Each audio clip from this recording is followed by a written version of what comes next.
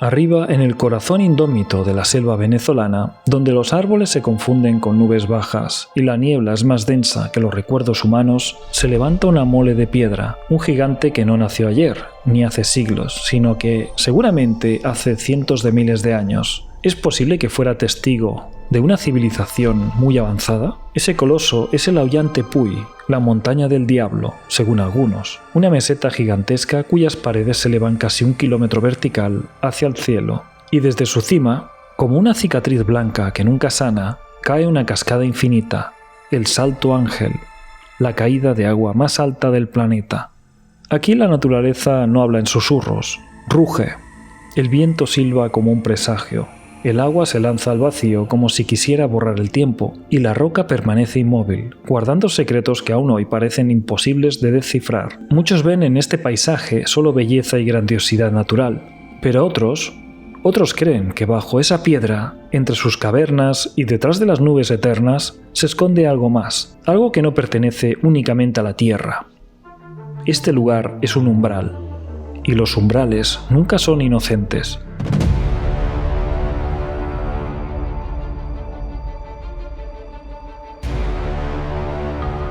Hola a todos, bienvenidos al canal, yo soy Alberto y esto es Cazador de Misterios. Bienvenidos una vez más a este canal, y es que tenía muchísimas ganas de hacer este vídeo, porque realmente el Salto Ángel es una gran montaña, una gran roca, de la cual cae una gran cascada de agua. Es una fuente inagotable de agua, y eso ya de por sí es un gran misterio, al menos para mí. En la parte superior solo se puede acceder mediante helicóptero, es visitado por muchas personas, incluso han hecho fiestas privadas, pero esa gran roca es todo un misterio. ¿Cómo llegó ahí? No es una formación normal, no es una formación natural, aunque muchos digan que sí, pero hay muchas historias de los habitantes de esa zona en el que para ellos es una roca sagrada, una roca que quizá descendió de los cielos hace cientos de miles de años. Esta roca está entre la inmensidad de la selva venezolana, una zona, como he dicho, realmente inquietante, misteriosa, y vamos a intentar desvelar algunos de sus secretos en este vídeo. Quedaos porque esto va a empezar ahora mismo. Historia. Los ecos del pasado. Desde hace miles de años, los pueblos indígenas de la Gran Sabana conocían este sitio. Los Pemón, guardianes espirituales de estas tierras, lo llamaban Querepacupay Merú, la cascada del lugar más profundo. Para ellos no era solo un accidente geográfico, era un lugar sagrado, morada de espíritus ancestrales, prohibido en muchos aspectos, cargado de respeto y temor.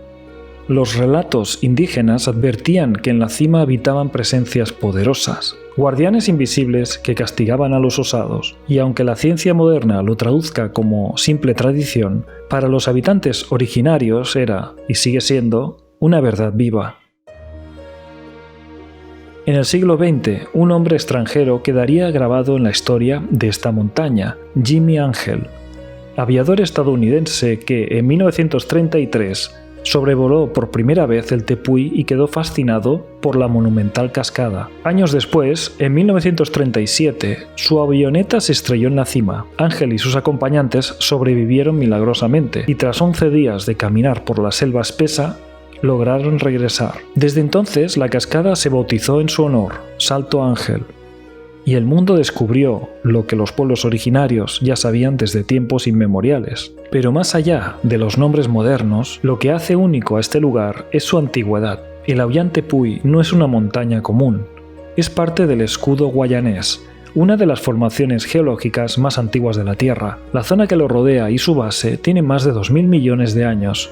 Supuestamente, sus paredes verticales son los restos de una meseta gigantesca que se fue desgastando con el tiempo, hasta quedar como una isla de piedra suspendida en el aire. En su cima existen ecosistemas que no se encuentran en ninguna otra parte del mundo. Plantas carnívoras extrañas, insectos endémicos, ranas que solo pueden vivir en la humedad perpetua de ese cielo petrificado, un laboratorio natural o tal vez un relicario de algo que aún no hemos comprendido.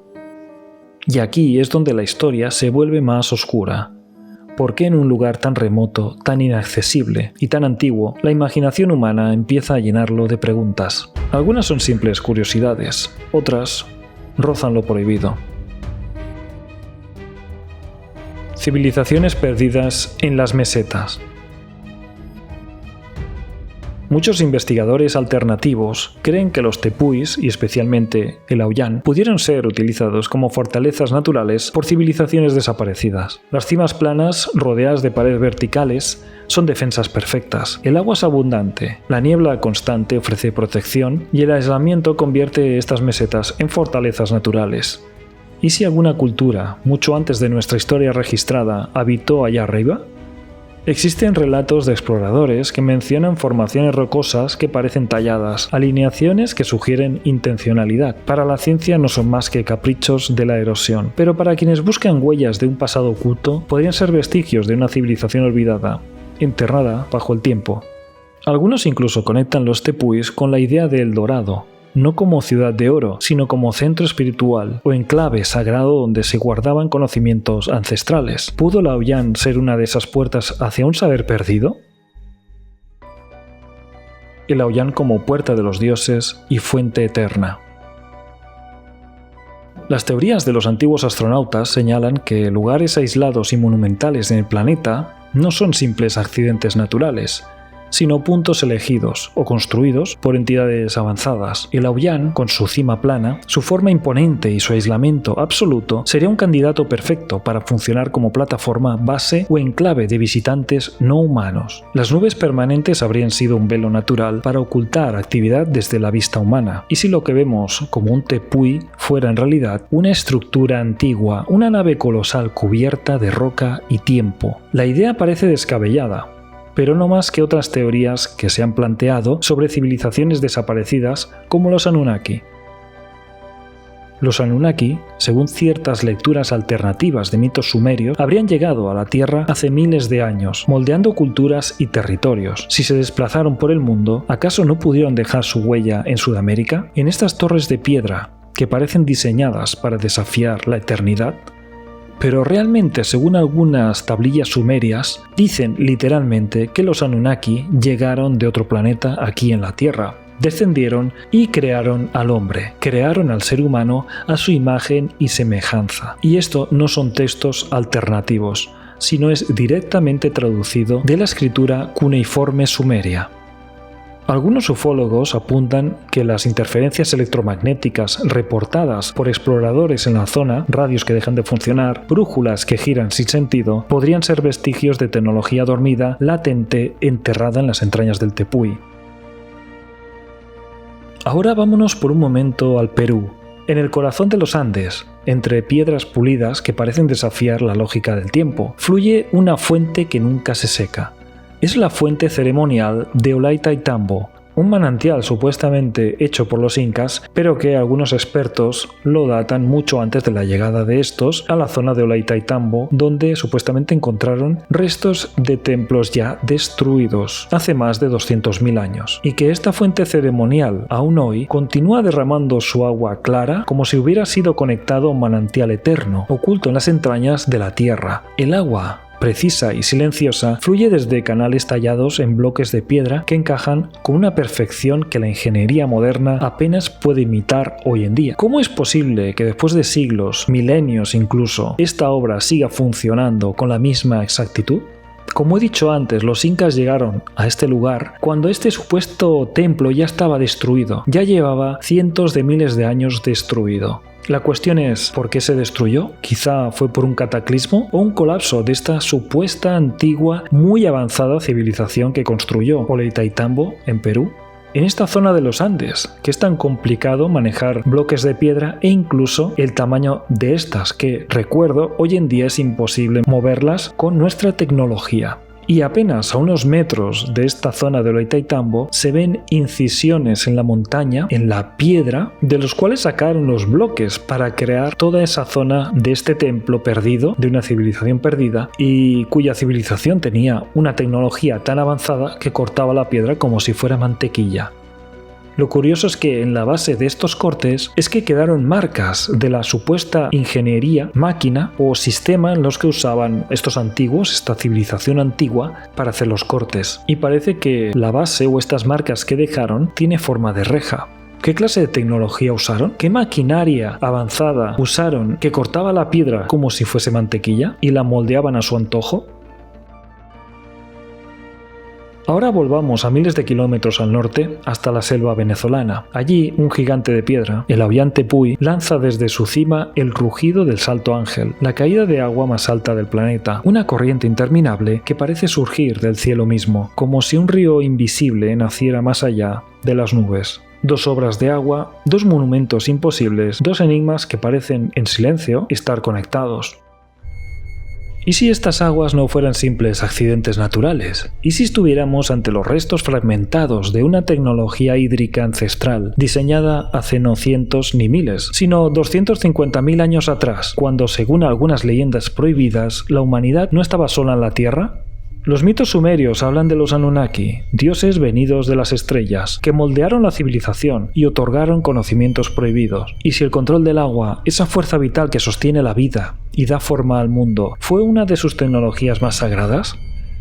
Por lo que sabemos también, algunas tablillas sumerias, los Anunnaki adoraban el oro e incluso lo usaban como combustible. También se dice que creaban elixires a partir del oro, elixires que alargaban la vida. Por eso, en la tablilla real sumeria existen reyes cuyo reinado duraban entre 10.000 y 30.000 años. Tenían una vida muy longeva y se dice que los primeros reyes de Sumeria eran Anunnakis. Los Anunnakis directamente también son descritos como hombres, pero mucho más altos, entre 3 y 5 metros de altura. Y nos crearon a nosotros a su imagen y semejanza para ayudarlos.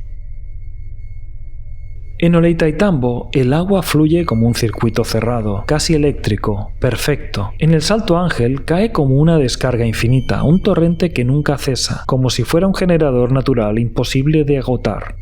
Algunos investigadores sugieren que los antiguos templos de Ollantaytambo no eran simples lugares rituales, sino estaciones de manipulación hídrica, dispositivos capaces de concentrar y canalizar energía a través del agua, el mismo principio que hoy estudiamos en las hidroeléctricas modernas, pero con un refinamiento que parece anticiparse a nuestra ingeniería. Y si el Ollantaytambo fuera otra pieza de ese rompecabezas, un monumento aún mayor, ocultando en su interior un sistema colosal de canales, túneles y cámaras, capaces de transformar el flujo del agua en energía, una fuente de poder inagotable, disfrazada bajo el manto de la naturaleza. Pero si la observamos bien, tiene una forma aerodinámica. Si nos ponemos en la esquina donde cae el agua, parece ser que es la parte trasera de una nave espacial. ¿Y si esto estuviera conectado con los Anunnaki? Imaginemos por un instante, hace 250.000 años, una supercivilización, humana o extraterrestre, erige monumentos imposibles. Ollantaytambo, Machu Picchu, Ollantaytambo, todas estas no serían obras aisladas, sino nodos de una red planetaria, una malla energética donde el agua era la clave, o al menos uno de sus puntos importantes. Los Anunnaki, según la teoría, habrían usado estas estructuras como reactores biotecnológicos capaces de mantener un equilibrio entre la Tierra y sus visitantes. El agua, convertida en energía vital, sería el combustible de su tecnología. Con el paso de las eras, la red colapsó. Las catástrofes borraron su huella, la jungla la cubrió y lo poco que quedó se transformó en mito. Pero algunas piezas sobrevivieron. La fuente ceremonial de Ollantaytambo y el inagotable Salto Ángel, dos enigmas que parecen mirarse a través del tiempo, recordándonos que hubo algo antes, algo que aún no comprendemos. Quizá lo que hoy vemos como simple agua sea en realidad el último latido de una máquina olvidada, no por los incas, ni por los mayas, ni por hombres, sino por dioses de las estrellas, astronautas ancestrales, creadores del hombre. Y cuando escuchamos el rugido eterno del Salto Ángel o el murmullo cristalino de Ollantaytambo, tal vez lo que estamos oyendo no es solo agua, sino los ecos dormidos de una tecnología ancestral, una advertencia, un recuerdo. La reflexión del abismo. El Salto Ángel seguirá cayendo mañana. Y dentro de 1000 años, la roca seguirá mirando al cielo, inmóvil, eterna, pero nosotros seguimos preguntándonos qué hay detrás del velo. El Ollantaytambo es un recordatorio de lo que no podemos poseer, de lo que no podemos explicar del todo. La ciencia ofrece sus respuestas, geología, erosión, pero el misterio, la leyenda y la conspiración ofrecen algo más, un espejo de nuestra propia necesidad de creer que no estamos solos, que hubo algo antes de nosotros. Y al final, quizá no importe qué es cierto y qué no. Lo que importa es que, frente al abismo, el ser humano siente un escalofrío, un presentimiento, la certeza de que hay lugares donde la naturaleza y el misterio se confunden. El Aoyán no es solo piedra, no es solo agua, es un portal, y los portales, aunque no crucemos, siempre nos invitan a imaginar qué hay al otro lado. El Salto Ángel, o también llamado Aoyán Tepuy, es realmente increíble. Después de ver este vídeo y intentar desvelar cuál puede haber sido el origen de semejante roca. Obviamente este vídeo es una opinión personal y también me he documentado sobre la zona, sobre el Salto Ángel, toda la historia que existe, pero también existen la parte de los misterios, la conspiración, y es lo que también he intentado pues explicar, desvelar y, ¿por qué no?, esa conexión con los Anunnaki, los antiguos creadores, nuestros verdaderos dioses, que podríamos llamarlo así, aunque mucha gente no les gusta, porque ya tienen otro dios, otros dioses, veneran a otras deidades, pero es verdad que donde descendieron los Anunnaki hace cerca de 500.000 años en la zona de Irak, allí en Ur, una de las capitales que fueron fundados por ellos, y cerca también de los ríos Tigris y Éufrates, fue donde se creó el Edén. El Edén fue en esa zona. De allí salimos todos, porque obviamente cuando la tecnología de ellos se desbordó y nos multiplicamos, tuvieron que abrir sus puertas y dejarnos libres. Pero bueno, esto se podría decir que es otra historia, y obviamente ellos también pueden ser los creadores del Salto Ángel, ¿por qué no? De hecho también, como he hecho una comparación dentro del vídeo, en el que he comparado el Salto Ángel con la fuente de Ollantaytambo, que se podría decir que son dos especies de fuentes inagotables, fueron creadas también por una civilización muy avanzada allí en Ollantaytambo. Y justo cuando llegaron los incas en esa zona, ya habían pasado cientos de miles de años en el que quizá una catástrofe, un cataclismo, había destruido esa zona de Ollantaytambo, esos restos arqueológicos. Esas columnas gigantes, cuando llegaron los incas, ya estaban ahí. Ellos no pudieron levantarlas, no pudieron hacer nada. Ellos simplemente pudieron o intentaron tapar o arreglar parte de las ruinas, pero ni de lejos pudieron mover ni crear esa obra arquitectónica de una civilización totalmente desconocida aún hoy por nosotros y por los expertos arqueólogos que, como todo, creen que simplemente eran templos de veneración, y seguramente hay un misterio mucho más ahí oculto que sigue aún allá abajo dormido y está esperando a ser descubierto. En fin, amigos, muchas gracias por estar ahí. Espero que me pongáis en los comentarios también si sois de Venezuela o habéis visitado esa zona, qué vibraciones, qué sensaciones os ha transportado estar ahí. En fin, muchas gracias por estar ahí. Yo soy Albert Coll y esto ha sido Cazador de Misterios. Nos vemos próximamente. Chao.